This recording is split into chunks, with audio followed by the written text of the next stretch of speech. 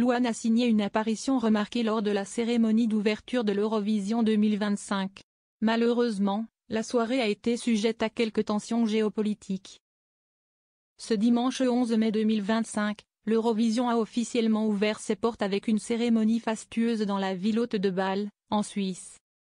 Pour cette 69e édition du plus grand concours de chant européen, les délégations de 37 pays se sont succédé sur le tapis turquoise, sous les flashs des photographes et les acclamations du public.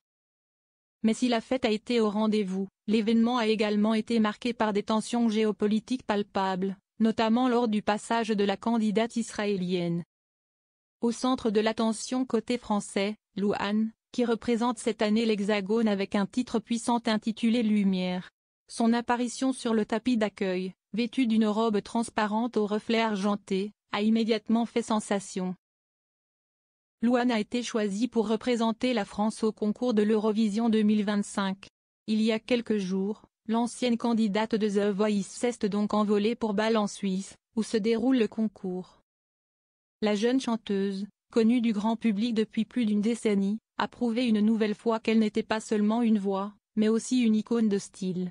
Louane a foulé le tapis d'ouverture dans une robe entièrement transparente, finement brodée de cristaux et laissant deviner un body noir en dessous.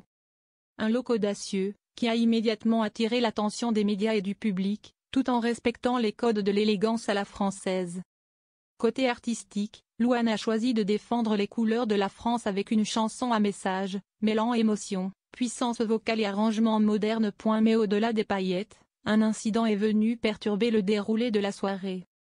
Lors du passage de la délégation israélienne, emmenée par leur candidate Yuval Raphaël, un manifestant s'est glissé à proximité du cortège.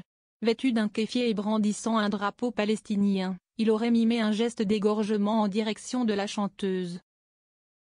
La scène, choquante pour de nombreux témoins, a immédiatement mobilisé le service de sécurité qui a évacué l'individu sans qu'aucune blessure ne soit à déplorer.